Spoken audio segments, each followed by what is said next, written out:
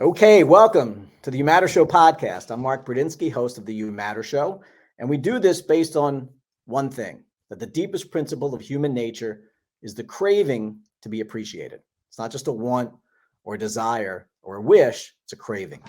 You got food, you've got shelter, then you have value and appreciation. There are people that die of things like loneliness. Can't live without food, can't live without a roof over your head. And you can't live without being part of the social tribe and feeling like you make a difference. It's a concept of the show. I love having guests on here. One of my favorite people that I've met over the past probably 20 years, Nestor Aparicio. You know him if you've paid any attention to sports in the past, 3 decades plus in this town of Baltimore, that Nestor has made a big impact here. I'm happy to have him. He's got a big deal going on in the next few weeks related to Super Bowl week and always looking to make a difference. I mean, Baltimore positive, right? Be more positive is Nestor's platform. So Nestor, welcome to the You Matter Show. Blade, can I call you Blade? Am I one of the people allowed to call you? How many people call you Blade, Mark? Probably about 10 people my whole life now. Oh, really? I was going to say 10%. No, really? Mm-hmm. Well, that's kind of stunning. Hey, thank you for the kind introduction. And, it's my 25th anniversary of owning the radio station. And we're doing this thing called WNST Stories of Glory. And our friends at the Curio and Far and Daughter, which is why I'm wearing the Blunt Person shirt, sponsor it. And they said, what's it going to be? And I said, well, I'm trying to add up the things that were like the greatest hits. You know what I mean? Like the things that people come up to me all these years later, and I guess to your point, I call it love or gratitude. In my vernacular, you call it appreciation. That's nice. My last name's Aparicio, so I appreciate that because it's kind of close to my name. But people come up to me, and there's a commonality, right? I mean, I'm 55 now, and I started this when I was 23. I really started it when I was 15 at the News American, working with John Stedman and just a whole bunch of really cool people. Mark Hyman, who runs the Journalism Institute down at Maryland right now, the Merrill Center, and just wonderful people at the News American, Michael Lesker, all these people. Then I went to the Sun, and, I think you were Channel 13 around that time in the late 80s. I tried out for the John Buren job, by the way. Sam Cavaris is still upset that he didn't get the gig. I had him on last week from Jacksonville. So, my life took a different direction in doing radio and all that, but I've been on the air 32 plus years now. Kenny Albert, free plug for him, a mic for all seasons. He just wrote a book. He was my first guy. He's the one who said, Nestor, you should do radio with me. We're going to do a New York style sports radio show. And I said, I know a lot about sports. Or do I know enough, I think is the way I felt about it. And then I got on the air and I'm like, there's nothing I know more about. There's nothing I'm more equipped to do than talk about Baltimore sports, because I'm a guy that goes to the post. I'm a guy that was there when the plane went into the upper deck. I was there when, Catfish Hunter and Jim Palmer squared off in 74. Like the sports side of it was cool. And then it was sort of like your ego kicks in. You're like, I want to have an audience. And I want to have an audience because I want to walk through White Marsh Mall with my kid and have somebody come and say, hey, I listen to your show and I like your show and I like what you think about sports and I learn things from you and you make me laugh. And but that was the radio side, 32 years. And like the first time somebody recognizes you, you never forget it. And then after that, it was more like, how can I build something with this audience? And that happened in 1996. I went on the air in 91. 93 and 4, I was working with Ed Block right away because of my relationship with Larry Harris at the Baltimore Sun, who worked with Ed Block and Sam Lamantio, whose son still cuts my hair when I get my hair cut. Gentlemen's gentlemen, get over to Chopper Road, make an appointment or not, just walk in. Walk-ins welcome. Yeah, in the 90s, like I did this thing called the Nice Guy Awards to raise money for Ed Block and to get out and see people. And it's just funny I'm on your show today, man, because like I'm literally releasing all of this because we're taping this in January. The Ravens may or may not win the Super Bowl by the time people hear this, and that's cool. But I'm going through Whiskey Joe's, the march in New Orleans, Mile High Miracle, the bus trip up to Foxborough when we lost, and then the one where we won, and like Free the Birds, and like all of these 25 memories. And I guess the thing about me doing them, and even my wife said this morning, we were out doing a yoga class. She's like, hey, you're working really hard on these memories. I'm like, well, I feel like it's sort of like for somebody that just comes in on the outside and says, what are you proudest of? Or what do people come up to you and say, man, that was the greatest day of my life, and you made it happen, or you were a part of it, or you threw a trip, or you introduced me to someone, or you did something that is beyond, I heard you on the radio talking about Peter Angelos, or, you know, like something that I'm proud of. Free the Birds. It's number 2. But putting all this out, it really is about like people appreciate you and they come up and it makes you feel good. And, you know, part of sharing these memories is it means something to them and it means something to you. And it shows up on your timeline. Instead of all the crap, they come on and say, hey, man, I had a great time with you that day. I'm glad your wife's alive. I'm glad you're doing okay. Glad I can still put you on the radio. I'm glad that, you know, so I was trying to do something for my 25th anniversary that mirrored our Super Bowl stuff that we had done and do something that's more charity based, because most of those segments, Super Bowl week, as you know, it's somebody coming around talking about a charity, right? It's a celebrity in front of a brand wanting you to buy sponsor for on behalf of Wounded Warriors or on behalf of sick children or, you know, whatever the cause would be. And that's really where my radio station's gone the last 10 years and my life's gone, is sort of like telling good stories that might matter, might teach you something, but more than that, you'll appreciate the time you spend listening, I guess. And that's it. Like you said, the first time walking through White Marsh Mall, someone comes up to you and says, hey, thank you. I listened to your show. It made a difference. You're giving back. That's what you're doing. It's not about talking necessarily about controversy. It's about you diving into something that you love, which is sports, growing up in the area, right? And just making a difference for other people because you want to provide great value. That's the whole concept here, right? It's value and appreciation. You're giving back to other people. So they come up to you and say, thank you for doing something for me. Yeah.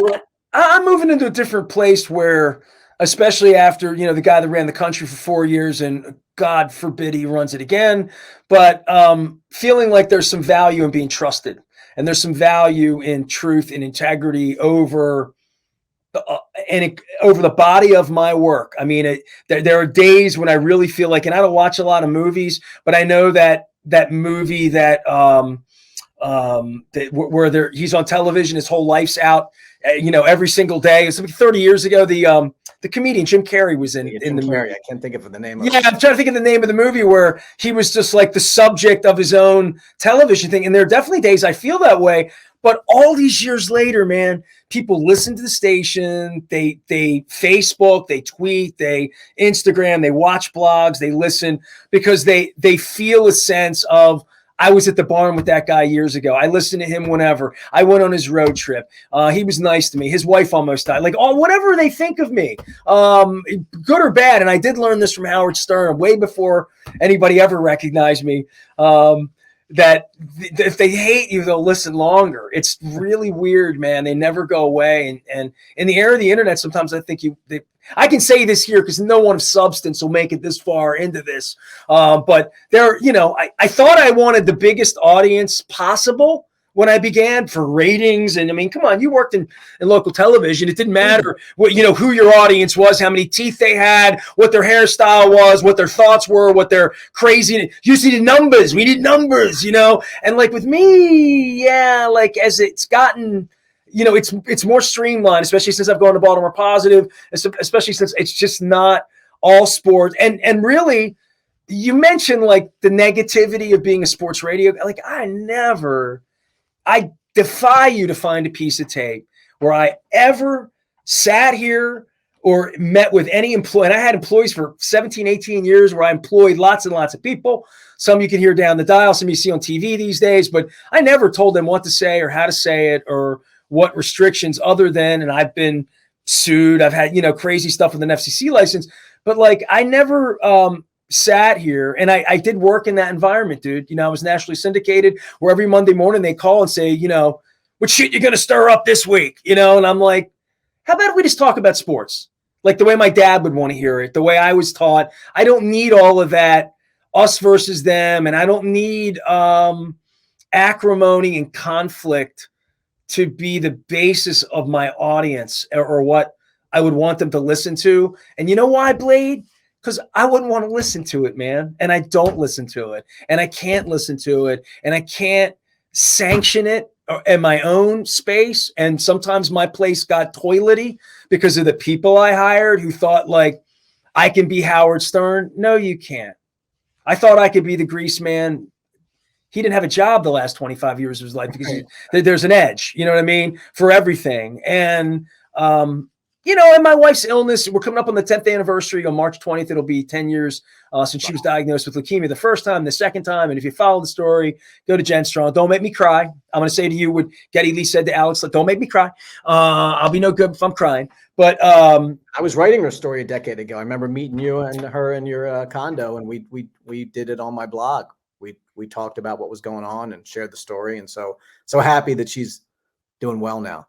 Well, so we, and then life takes a turn and you just do something different. And, I've been forced out by the Ravens, thrown out by the Orioles. I've been very, very vocal and on the record with every fiber of my integrity and who I am and who I've always been, speaking the truth about how I was treated by a football franchise that I supported fully, wholly, as a citizen, as a journalist, with accountability for my audience. And the minute they wanted to turn me into a quacking duck is the minute that they threw me out. And, I'm still here and we're still doing things. And I guess that's really at the core of what I'm doing in a couple of weeks is that I did 27 Super Bowls.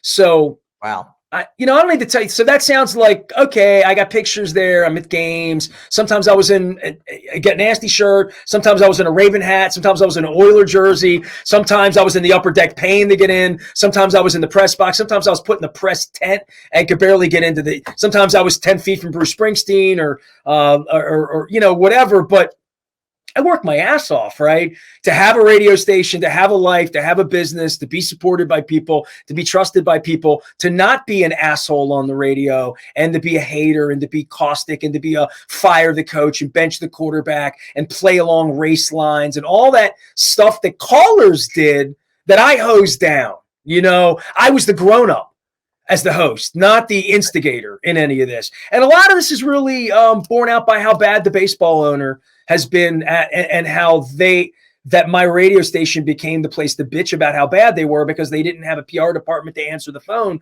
to fix cold hot dogs and warm beer, right? Like all of that. So it became a place to bitch, and I didn't want it to be that.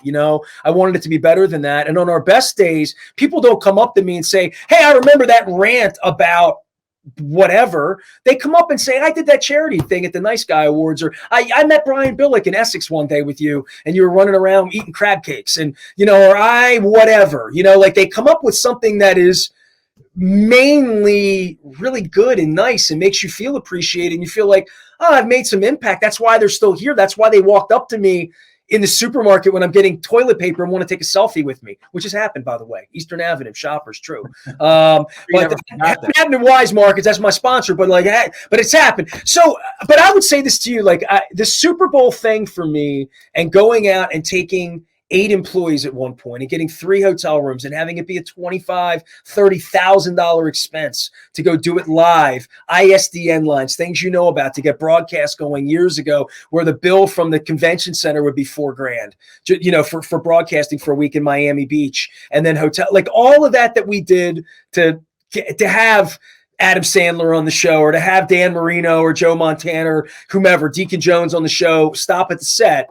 We did that to support Baltimore, to be the only Baltimore voice at the Super Bowl where Baltimore was represented, where all of our champions started coming in, whether it's Ray Lewis, Rob Woodson, Trent Dilfer in the beginning. All those guys worked in media. They were always around. Goose, God rest his soul. All those people, Shannon Sharp, every year would come by because Baltimore mattered. We won a Super Bowl early. So I did all of these years. I got thrown out. You can go read about it. Chad Steele, Google him and, Google my work on that.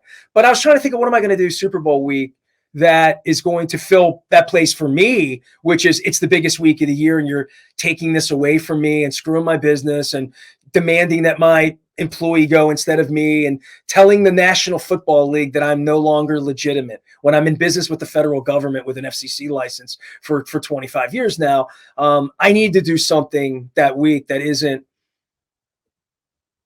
bitchy or shitty or awful or I need to do something that's for me, that moving forward, I can build off of and do something good because we did do good work that week, right? Every time Joe Montana would come on and pimp Guinness, there would be something they were doing for a fund for football or for something that was charitable. And I thought, you know what? I want to do something that week. And the Crab Cake Tour dude, you've been inspirational. You didn't even realize, but like the crab cake tour and getting out and talking to people, this all started when you came to my house and my wife was bald and 80 pounds. And you're like, I'm trying to serve the world better than just being a producer, Channel 13, where if it bleeds, it leads. And, you were at a point in your life, and the Baltimore Positive thing came because of people like you. And I'll plug even people like Ken Roshan, who pops up on my Facebook, and guys like you that hold up little signs that try to pick people's spirits up, like you matter, right? Like that, right? And so, this conversation started into, then we had a plague, right? And there's no secret that I had some political aspirations for the city before 2020. And then Brandon won, and we all started wearing masks, and stuff was crazy. In the coming out of that plague in 2021, I thought, what's something that could bring people together? Black people, white people, Republicans, Democrats, Harford County, Baltimore City, East, West, non-denominational. And I thought, every place has a crab cake. And all these pictures I had of me and Ray Lewis and Brian Billick from 30 years ago, Cal Ripken and I have a picture, and I thought, man, crab cakes, that'll hold it together. It's a conversation starter. It's like ping pong democracy, in Baltimore, East, West, mine's better. My grandmother made a better one. Mine's Old Bay, mine's salty, mine's J.O., whatever it is. So I thought about this tour, and I've been doing this very successfully. The Maryland Lottery, Goodwill, Window Nation, Jiffy Lube. I mean, so many, Raskin Global, so many sponsors, because that's what it takes to feed me and to feed the FCC and to pay rent and to employ Luke and to pay bills and to have a website and like all of that. But I've been so well supported, and through all of it, like I haven't done anything charitable since since my wife survived the second time. I'm going through like our Night of Heroes when I had Tomlin and Billick and Harbaugh downtown and speaking. That's number 4 on the top 25. I did these this morning, so they're on the top of my head. And you should talk more about that. You had people coming out to get checked, right? To see if they could get swabbed for the bone marrow registry. Yes, my wife, I didn't mention, my wife had leukemia in 2014-15. You can go to Jen Strong. Theregoesmyhero.org is the organization we've worked with, and LLS, where I'm doing stuff for them lately. They inspired me too. Oh, you LLS people, you came down to Costas and you got me all going back before it got me all crying on the air back in December. And I called her. I'm like, you broke me. They were trying to get me to run for Visionary of the Year, and I said I'm not worthy, like Alice Cooper. And but it got me going on this idea that I'm doing next month because of all these charities. And I go back now and I see the Nice Guy Awards, and I see things I did. I have plaques, I have wall hangings, I have statues, for doing stuff that was just like, yes. Leukemia, Nietzsche, yes. And never thinking my wife was going to have leukemia. My wife's found stuff that I did for LLS before I knew her. And I'm like, I remember the jacket I wore that night. Was that the thing at Michael's 8th? Like you remember these things all these years later. And I try to think about like using the airwaves that I have in the same way you use the bandwidth you have to try to move the world along in a better place. I thought, what can I do that's cool? What's the coolest thing I've ever seen? Blade, what's the coolest charity thing when you think of the most awesome charity thing you've ever seen in your years on the planet? What would you say is number 1? What's a cool charity thing that you? When I was younger, let's step back in time because we're both over 50. I'm a few years older than you. But the coolest thing you'd see around Labor Day was a Jerry Lewis telethon. That was the spectacle. It is my inspiration, dude. There was never a Jerry Lewis telethon I didn't watch, right? Like literally, right? And honestly, I was and don't laugh at me and don't think I'm playing games because I'm not. I was always waiting for Lou Rawls, Tony Orlando and Dawn, or Engelbert Humperdinck. And my favorite, of course, I saw a Sofia Vergara thing that Shadow, Hoochie-coo. When Shadow would come on every year, and Jerry's doing his act. And I didn't even know anything about Jerry Lewis, about the clown act and about the 50s and about the drag and about Lemon. I don't know any of that, like at all, right? I just know him as a kid on Labor Day weekend, beginning when I was very young, always watching it. And I thought there's a marathon thing. And, people do 100 hours on the air and you lose your mind and all that. I'm not doing that, man. I'm doing a marathon We're going to call it Crab Cake Row. And we're calling it Crab Cake Row because Radio Row's at the Super Bowl. We've been thrown off of there. So we're going to call it Crab Cake Row. Inspired by my 28 years of doing a week-long marathon broadcast, where we really got to an ice-cold convention hall at 6 a.m. in Miami Beach, where it was 51 outside, 91 outside, 51 inside, in sweatshirts with our nose running under these lights, waiting for like Dan Marino to walk by and begging him to come on. So there was 12 hours a day of 5 days a week, and that's 60 hours a week of doing that, right? And I was freaking worn out. Last thing I wanted to do on Saturday was chase Warren Moon around the pool. I just wanted to be most times by Saturday, I was decompressed, especially as I got older. So what we're doing this week's 40 hours. I'm going to do Crab Cake Row. We're going to be 9 to 5. And I haven't been live on the radio since my wife got cancer. We haven't been live on the radio since September 2014. We've been in a podcast format before, when the kids didn't even know what podcasts were. It'll be 10 years in September that we've been not live. We're going to go live all week. We're going to stream live all week. And we are going to feature 100 charities. That's my Jerry Lewis thing, right? Like, I want to do 20 charities a day telling their story in a 15 to 20 minute window, the way you would professionally want to say, tell me about your charity, tell me your story, tell me why it matters, tell me how we can give. It have action points for everyone, and wrap that around potentially the Ravens being in the Super Bowl this year, next year, any year. And we really tried to have an overriding charity. A lot of years ago, I did at Block. And again, the whole goal is here to use my airwaves and my bandwidth and people and goodwill and restaurants and local people. My ask of my restaurants is kind of cool. So my son always has the best ideas. You know, my son's 39 now. And I called him before Christmas. Dude, I got this idea to do Crab Cake Row. And it needs to be charitable. It needs to have fun. I'm thinking about this Jerry Lewis thing. And he said, Dad, it's Super Bowl week. You got to do something with soup. And I said, well, if we're going to do soup, and it is February 5th, 6th, 7th, 8th, and 9th, and we're talking, just got cold here this week. I'm in a soup kind of mode.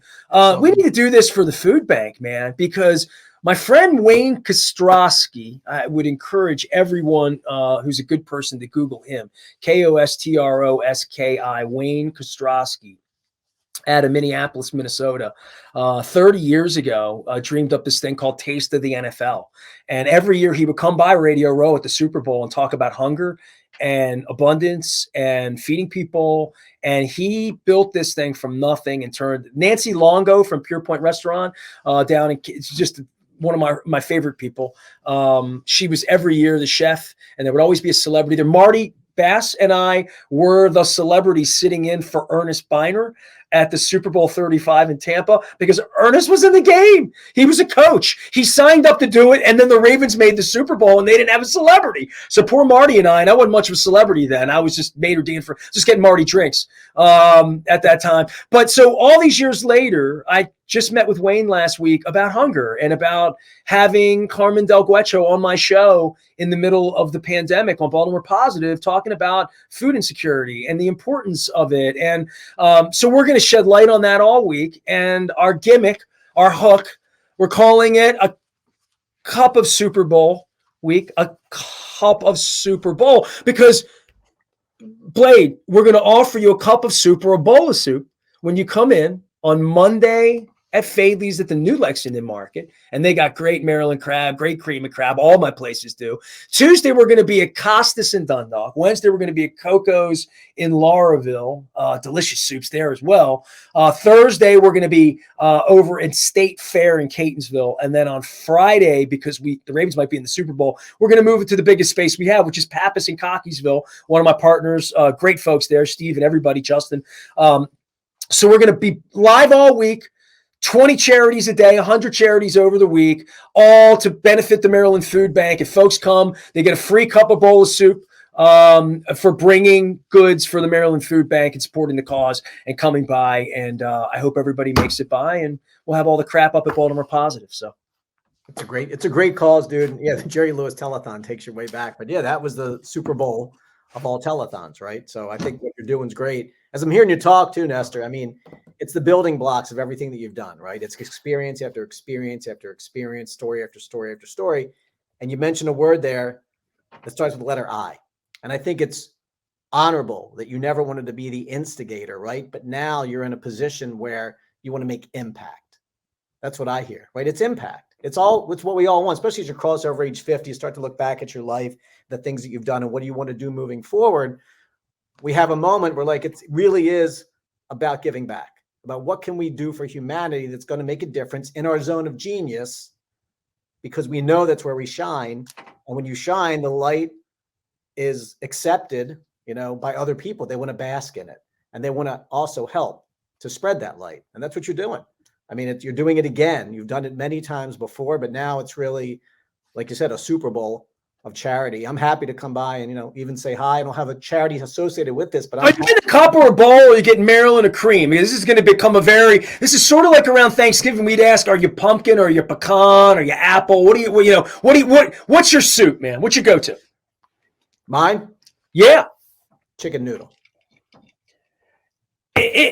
We're going to do crab soup. You've opened a whole new can of soup is what you've opened for me. You just put me in the soup, because now I'm thinking to myself, maybe this is a chance for my 5 restaurants to show off with an alternate soup. Mm-hmm. My wife makes, and I'm not just like bragging on my wife, because I had her split pea last night. That's my number 2, split pea. Yeah, my wife, after Christmas, because my wife goes away for Christmas with her family and then comes home on Christmas Day, and I buy the ham every year. And every year I try, because Wise gives me the reward points, so they don't care how big the ham is. So I try to get the biggest ham. My wife's like, it's just the 2 of us eating. And I'm like, no. We're going to do lima bean soup. We're going to do split pea soup. And now my wife caught on to this New Year's Eve thing with the black eyed peas. Do you know about this? New Year's Eve, black eyed peas. Good luck. This is new to me. Apparently it's a Southern thing. So my wife's now taking some of the ham, and she's, sort of pushed that off to the side for this black-eyed pea. So I have a lot of soup, a lot of flatulence. I must add, beginning of the year, it's January. But we have delicious soups. And, I will request chicken noodle soup now that I know that. See, you're a noodle soup for the soul guy, right? Chicken soup for the soul guy, right? I'm a Jewish guy too, right? That's my number 1 go-to, right? I'm a matzo ball soup fiend. If you put it in front of me, man. Noodle, yeah. All right. Well, it is winter, so I will make sure that there's a chicken-based broth, get well for your soul soup on everybody's menu that week. All right. Well, we're not going to limit this to folks that may or may not like cream of crab or Maryland crab. All right. And I'm happy to come in and raise money for Maryland Food Bank. Let's talk about the movement and then see who wants to donate and bring in, like I said, cans of soup or whatever they want to donate in terms of cash. And now your charity's humane. Be more humane, though, right? Yeah, with Baltimore Humane Society too. So there's nothing wrong with helping animals. Listen, I have the most beautiful creature in the world about 4 feet outside my door waiting for me. And we saw her in a little cage on Nicodemus Road at Northwest Baltimore, and fell in love with her. Both of our cats came from Baltimore Humane. So, dude, I plug this kind of ish in the middle of my shows all the time and tell people this is my chance to just jump on it for a week and have everybody who has something that's important to them, including Baltimore Humane and Barks and our friends at Chesapeake Feline Rescue and like all the places that they do SPCA, they do good work. I'm just being completely non-denominational to say, come and tell me something good. I'm not in Las Vegas at the Super Bowl this week chasing around Snoop Dogg, playing catch with Kurt Warner, helping the Wounded Warriors, though. I like doing that. But by the way, they put me in the amputee game with Kurt Warner and Snoop Dogg and those guys because I'm missing a finger. So here, I got a guy missing a leg from Afghanistan, from up in Wisconsin. I met him on the David Letterman show in New York 12 years ago. Every year he invites me on. We're Facebook friends, the whole deal. And he says, you can get in the game because you're an amputee. And I'm like, it felt like a sissy getting in, you know what I mean? But these Super Bowls meant something to me. You know that, Blade, right? And having it taken away, there's a real hole spiritually, financially. I mean, this has been an awful thing that the Baltimore Ravens have done to me and my family and my bit. And I'm not running from that at all. But we're going to do something good with it. I'm going to do something good with my time here left on the planet, my time left Monday through Friday, Super Bowl week, instead of flying off to wherever Roger Goodell thinks he can make the most money, I'm going to do it here in the community, and we're going to do it for 100 charities. And we'll see how many people can make me cry that week. Let's see. That should be the goal. Let's see how many times if you get me to cry, it costs me $100 or something. You know what I mean? I got to give to the charity if you make me cry. I got to do something, dude. Now we're getting somewhere, Blade. Now you give me ideas for year 2. So make Nestor cry. Look, I keep this note on my desk. It's kind of what we're talking about too, right? When you talk about charities and trying to help. Can I read it out loud? Go ahead. Yeah. Your struggle will be your gift that the world will fall in love with. Wow. It's the truth. All right. Right. It's sharing your scars. What people are doing when they're coming in to tell their stories. They're either telling their stories about themselves or someone they were associated with or someone that they know about. It's sharing the scars of the people that we meet in life. It's not always the struggle either. The struggle is kind of the wound. The scar is how you overcame that. And actually, by helping other people to overcome their own wounds, we're creating scars for them that they'll then be able to share their story with other people, and how community helped change their lives. Because not everybody can do it by themselves. We're all part of the social tribe. In fact, almost no one can do it themselves, right? We all need support. So being part of this human race, we all need each other. The whole purpose of this You Matter movement, the whole purpose of things that you're doing. And I love the fact that you're always true to yourself, Nestor, which is so important to me, because I truly believe that everyone should be exactly who they're supposed to be. Everybody's a miracle, a masterpiece, and a hero. You should never run away from that. Now, it helps me sleep. I sleep well. That's what I tell people. I sleep well telling the truth. So if you see it out of Baltimore Positive, you hear it come out of my mouth. And if I'm in error or I'm wrong, I mean, the governor accused me of putting falsities out on the air. And I said, well, whoa, stop right now. Let's talk. Because that doesn't sit well with me. I mean, I don't put falsities out here. And that's my brand, and that's that. There's no negotiation on my integrity, right? There's just not. And anybody that knows me knows that. And it's the people who love me because of it, and people hate me more because of it. So I've learned to accept that. I'm reading Elon Musk's biography written by Walter Isaacson, right? Love him or hate him, he's always exactly who he is, and he's made some pretty big impacts in the world. So it is really, when we look back, what you're going to do for other people that's going to matter. And you've done a lot of that, whether it's just talking on the radio, which is entertaining people, give them information. And rarely is that going to anyway be vanilla, because drama is actually what attracts people when it comes to storytelling. If you opened up a book or you turn on the radio and everything's fine, right? Turn to the next channel, everything's fine, everything's fine, nobody would listen. It is about the story has to have certain elements to it. So back in the day, I called myself Nasty Nestor, right? So, right. So sure, anybody that's been around, and people say, why? And I'm like, well, actually, Mike Resigliano, the cartoonist, sports cartoonist from the Baltimore Sun, is one of my best friends in the world. His kids, I sent them to bed early one night. I lost the bet, and I had to babysit his rambunctious 6 and 4-year-old boy when my kid was 3, or maybe 5, 7, and 8. It was a nightmare, right? We're talking, I put him to bed early. They started calling me Nasty Nestor, and I went with it. And somebody once said, why do you call yourself Nasty Nestor? And I'm like, if I called myself nice, you wouldn't listen, So, but that was 30 years ago. And, here we are all these years later. And the one thing I'll say about sports and just my background in that, and my last name's Aparicio. Yes, I'm related to him, the whole deal. Still collecting a couple weird baseball cards. I got a 1964 Wheaties card that I didn't even know existed. So I'm an Aparicio guy. I'm a baseball guy. I'm a sports guy. I'm a football guy. Colts, Ravens, the whole thing. Nothing brings people together like it in a tribal sense. And I'm still weeding my way through what the new media is, where criticism is and where accuracy is and where gambling is and where civic pride is and where greed and avarice take over, where guys are making $50 million a year. And, are they going to live in the community? They're going to be a part of the community. How much over my lifetime has it mattered for guys like Cal Ripken who've made a life here versus people who haven't made a life here? And I think the one thing I take out of all of these years is man, we're like in a community where very few people leave. I can give you a handful of people that moved to Florida or Arizona at some point or met a mate that later in life moved somewhere. But Calvert Hall people stay, Dundalk people stay, Woodlawn people stay. We talk, you're still here, I'm still here. There is a point where I'd like to find a real place where we take better care of each other.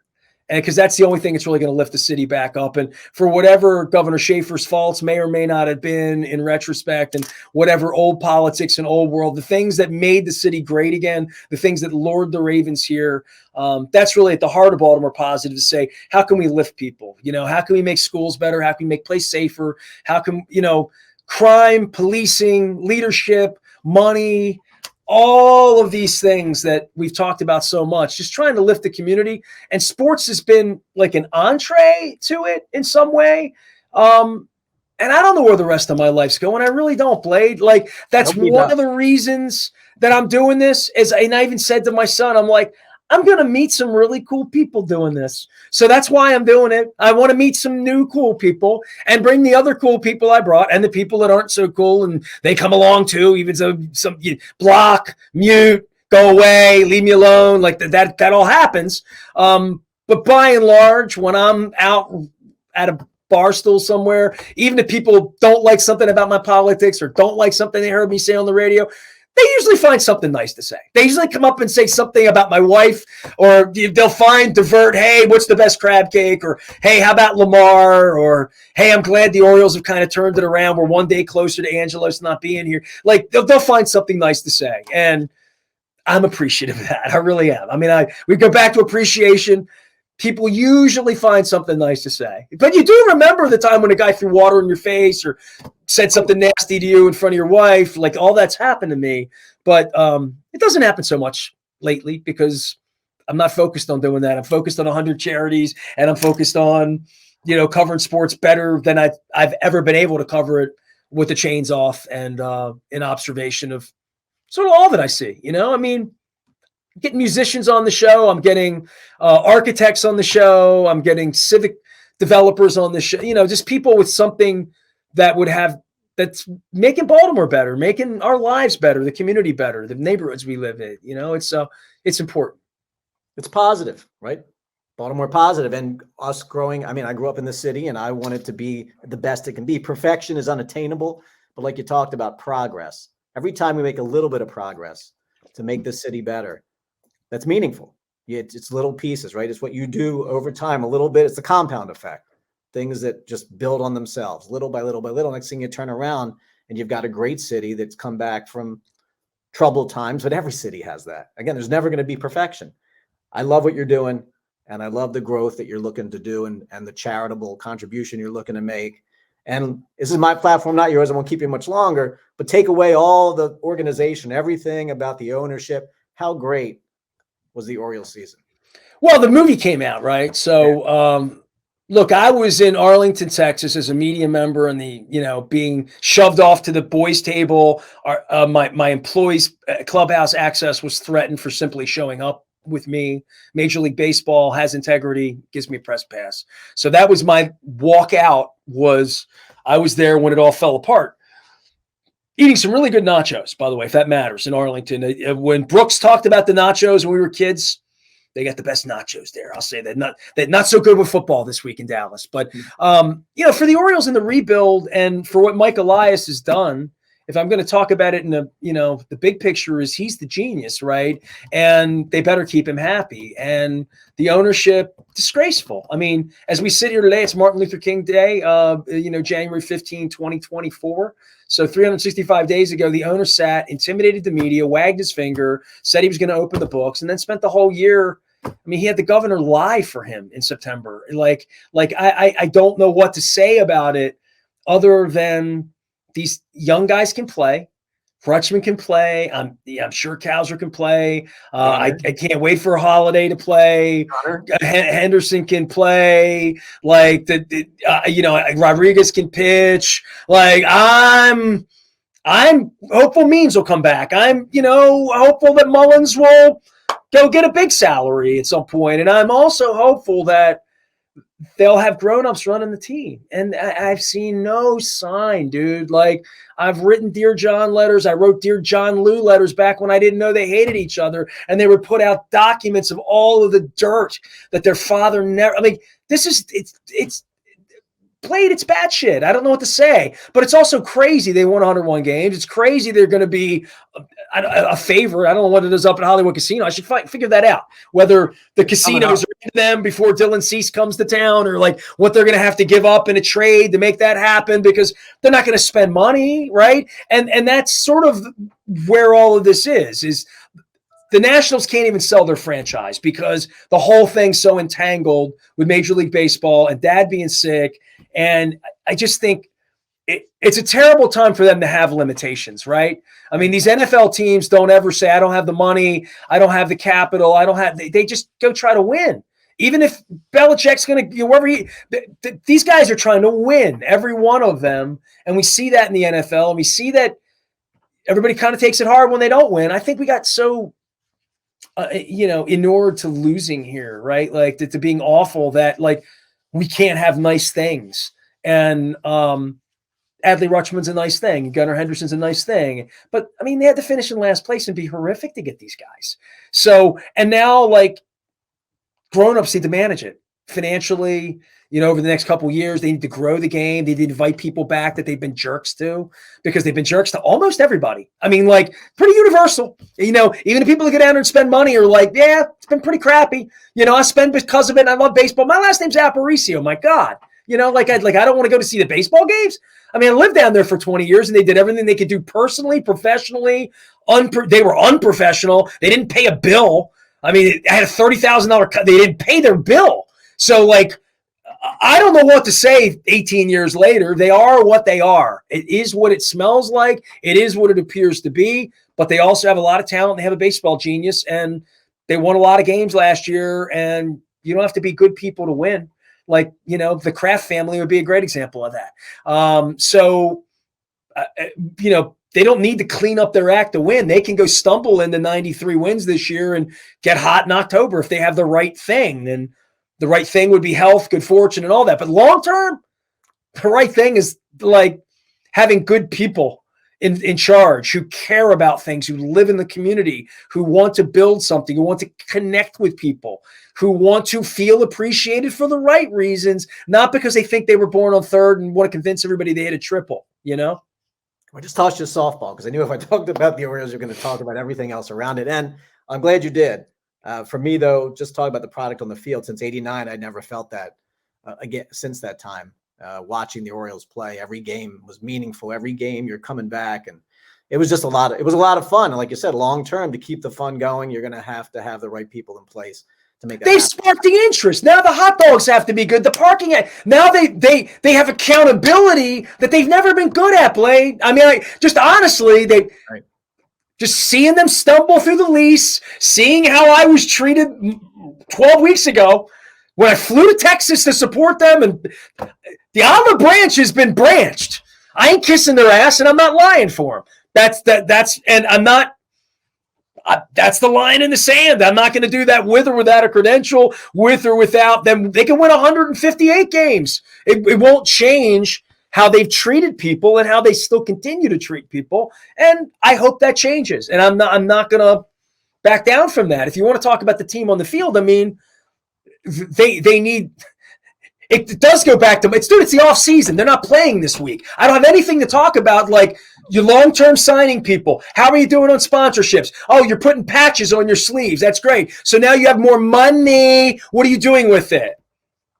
How are you getting people back? What about these caravans? Where's your owner? Where's your president? Put them in front of me. When are they coming to the Crab Cake Tour? Oh, you don't come to my show. Is it the way I smell? Is the color of my skin, my hair? Why don't you come talk to me? Why are you afraid of me? I know a lot about this stuff. I ask fair questions, so there's all of that. But the bigger picture really is going to be long-term what the it is for both of these franchises to bring people downtown, other than heart and soul and give me your money for gambling and give me your money to have when the Ravens got $600 million of civic money, they had some snarky guy in a suit that I'd never seen. It was a great suit. up on a stage that I was banned from as a media member. Like PR directors nowhere to be found, and they're on stage getting $600 million worth of money. They pick who asked the questions, like Putin. And the guy stands up and says, well, we all know that the beer is colder and the hot dogs taste better inside the perimeter. The perimeter meaning the place we cage you out and make you pay a premium to get in, a premium to be there, and then a premium for the hot dog and the beer. And in 2024, we're selling this to taxpayers. So they should have more accountability, and they should be nicer in general. And I've been pointing that out for a long, long time. So awesome, dude. I mean, you want to be who you are and tell it like it is. And that's what you've always done. So, like I said, I'm not going to keep you much longer. Let's recap the charity, what's going on the week of Super Bowl week. Let's talk about again what the places are going to be, so everyone can make a note of that. Give me It's February 5th through the 9th. We're calling it the Crab Cake Row, a cup or bowl of soup. A cup of soup or bowl. Thank you. Cup of soup or bowl. Right. Right. Thank you. I'm new to this. I got to work on my stick. Thanks for fixing me. All the information up at Baltimore Positive. We're going to be downtown at Fadley's and Lexington Market. The new Lexington Market just opened for Fadley's, just getting in there on February 5th. That's Monday. Tuesday, 9 to 5. We'll be live all day. Tuesday, we're going to be at Costas in Dundalk. Wednesday, we're going to be at Coco's in Lauraville. Great place, great neighborhood spot. On Thursday, we're going to be out at State Fair in Catonsville. And then on Friday, we're going to be at Pappas in Cockeysville. And hopefully, the Ravens are in the Super Bowl from my lips to God's ears and you. And when we're taping this and whatever. And if that happens, I think it'll make it even more impactful. We're featuring 100 charities that week. If you have a charity, it's probably the most important thing. I saved this to the end. It's like when Zeppelin saved Stairway to Heaven. Ness at BaltimorePositive.com. If you're like Blade and you're sitting on Baltimore Humane Society and you're afraid to reach to me, don't be afraid to reach to me. We still have some space, so reach to me. Ness at BaltimorePositive.com. And if I can't fit you in, I'll put you on the show in April, or we'll do it next year or whatever. But this is sort of an open-ended reach to find the first 100 for the week of February 5th that can make it out. And, pray for good weather for me, Blade, that week. I can't have a snowstorm in Lauraville on Wednesday. I know. Where is Lauraville? Lauraville is Hartford Road, south if you think Alameda, east of Alameda, east of Montebello. So if you're just thinking like just where Montebello is, Chesterwood Park, it's in the city. It's in the city. It's where Walther, Bel Air, and Hartford Road start to narrow down where the parks are, Herring Run Park area. You will find Lauraville, and that's lovely, lovely Lauraville. Well, speaking of lovely, Nestor, I appreciate you coming on here, talking about all the things that you've done in your life and the things you want to do to give back.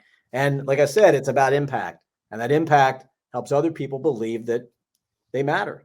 You're making a difference. You always have, you always will, and appreciate you doing that. 100 charities is a noble venture. I'm sure you're going to do it. I have no doubt. And I think we should put it out there that I think you should make that your contest here, that if someone makes you cry, you toss another $100 to the charity. Bet the over on the 100, bet the under on the crying. Thank you, my friend. It's been a pleasure. Appreciate you coming on here, taking some of your valuable time. I'm Mark Bradinsky. This is the You Matter Show. Thank you for joining us. We'll see you next time. And remember, you matter. See ya.